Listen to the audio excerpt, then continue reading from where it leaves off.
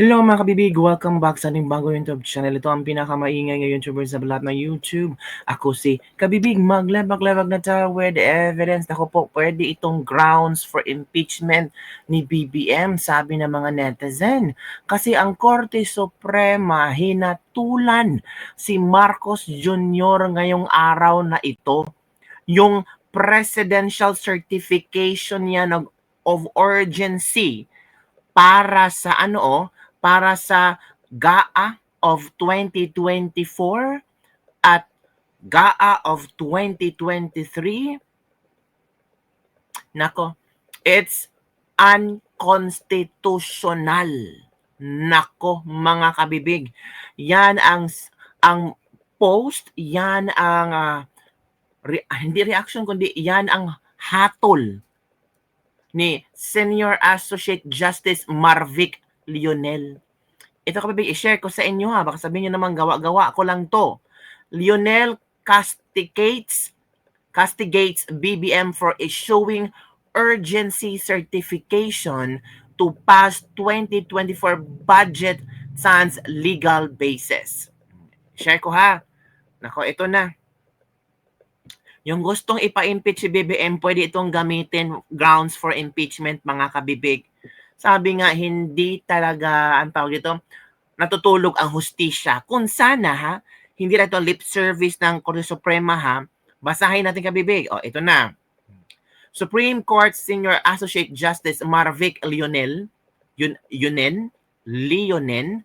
castigated President Ferdinand Marcos Bongbong Jr. for issuing a certification of urgency for the passage of the 2024 national budget without what he reviewed as a valid constitutional basis. Yun na. In a separate concurring opinion to the recent ruling of the SCN Bank on PhilHealth Fund transfer, Justice Leonin held that Marcos gravely abused his powers by enabling Congress to fast-track the approval of GAA of 2024 through an urgency certification that he argued did not meet the constitutional requirements. Leonin further asserted that the significant increase in unprogrammed appropriations were unconstitutional. Naku po, GAA 2024 upon presidential certification, urgency yan ha, minamadali, unconstitutional. GAA insertions, unconstitutional. Paano yan? Emphasizing that Congress may only approve or reduce the budget submitted by the President, not expand it. Nako, yan na. Yung mga insertions nila. Ito yun eh. In-expand nila. Ang dapat ginawa ng Kongreso is either to approve or reduce the budget.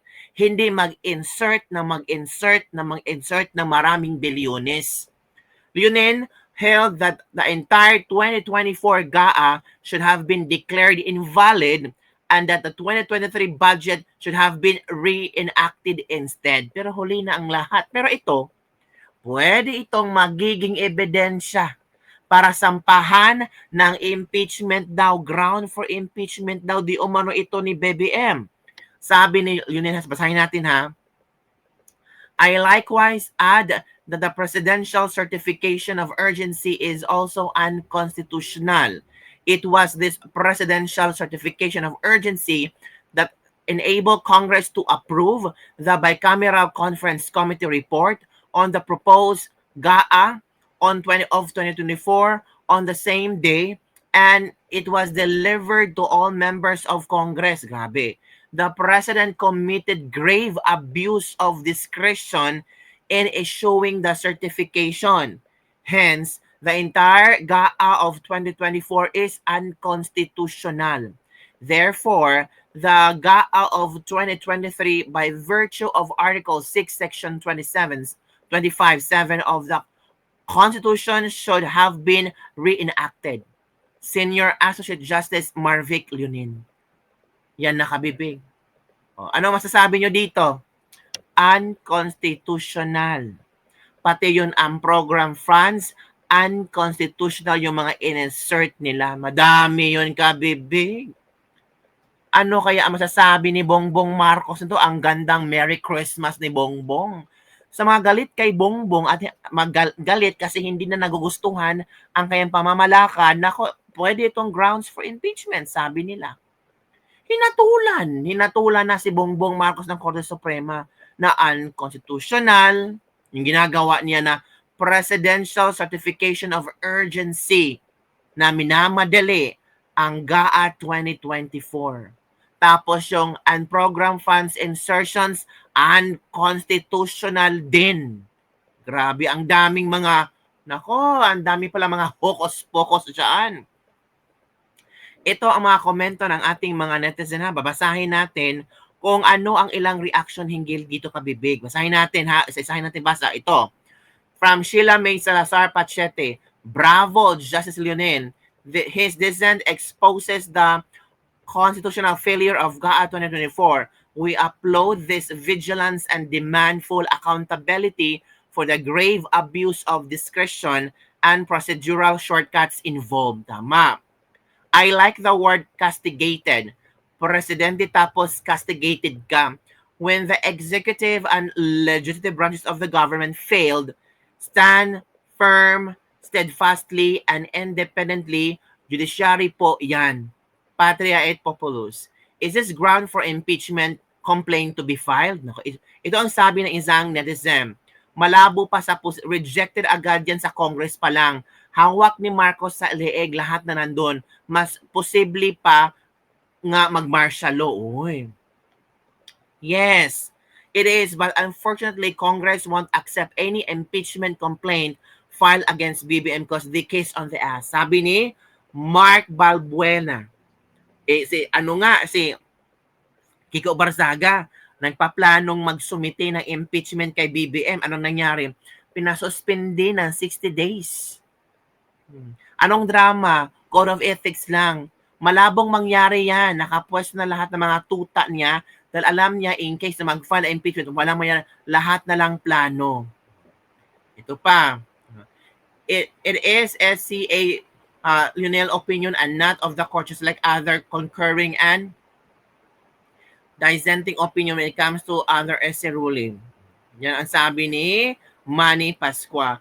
Galing naman ma-English troll na ito. Kapangalan pa yung maugungan na paan lang. Manny Pascua daw. Maganda.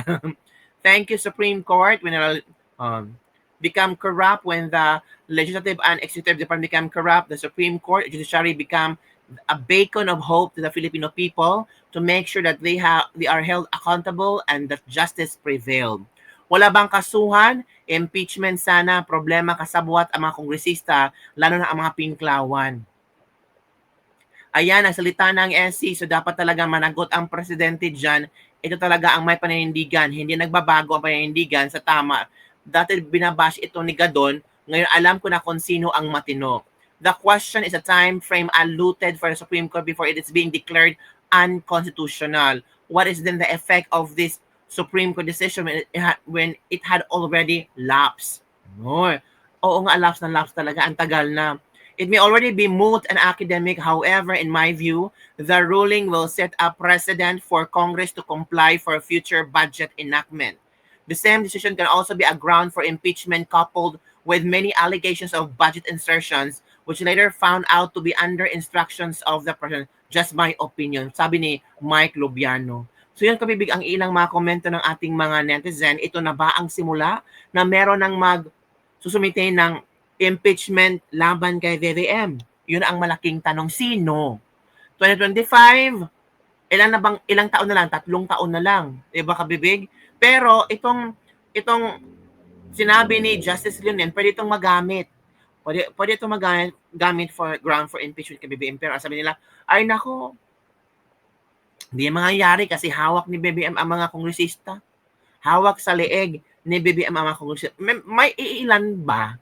Pwede po si mga kongresista na magtakot lang, yung ilan, hindi alam kung sino suportahan, yung iba, hindi alam kung sino ang magsisimula for the impeachment of BBM. Diba kabibig? Pero kung sisimula nila, Tapos may mga ground for impeachment. Ako, sa February nga, maraming gustong mag-sumiti ng impeachment kay VP Sara. But VP Sara is nakahanda na.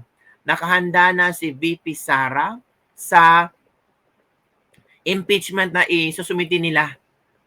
Impeachment na isumiti ng mga kalaban ni VP Sara. Naku po, anong mangyari dito mga kabibig? Ano ang iyong komento hinggil dito mga kabibig na unconstitutional yung insertions na nangyari sa unprogrammed funds, itong presidential certification urgency na ginawa ni Marcos, unconstitutional. So, ang daming nilabag ni Marcos mga kabibig. Grabe si Marcos, ang galing. Ang galing-galing ni Marcos lumabag. Gusto ni Marcos madali lahat. Yung pag-release ng budget, yung paglagay ng mga kung ano-ano sa budget. Nako, ewan ko kabibig. Uy, ano ang iyong komento hinggil dito? Yung iba nagsabing, okay lang yan, importante, nagamit ang mga budget na yan sa Pilipinas. Ang tanong, nagamit ba? Hay nako mga kabibig. The only hope, Supreme Court to impeach VVM. Ito daw ang only hope ng mga tao. Imagine the 2025 national budget is also unconstitutional. So dapat re-enacted budget ng 2024 na sunod. Pero 2024 budget is also unconstitutional din. Di pa nasilip ang 2023 national budget, baka unconstitutional din. So dapat 3 years budget past administration na sinusunod. Hala, naku po. Grabe no, 2025 unconstitutional, 2024 unconstitutional, 2023 hindi, ay iwan ko ay. Nangyari, Congress ang may hawak kung ano kainatnan ng Pilipinas. Sige bibig, ano ang iyong reaction dito? Comment down below. Sino kayang matapang na kongresista ang magsampa ng impeachment complaint labang kay BBM? E ngayon si Kiko Barsaga na suspended for 60 days. Sino pa kaya ang susunod kay Kiko Barsaga? Kasi takot yung mga kongresistang magtapang-tapangan kasi posibleng masuspenso o di kaya mabigyan ng budget ang kailang distrito. Yun lang kabibig. Don't forget to like, subscribe, and share this video. Bye everyone. See you next time.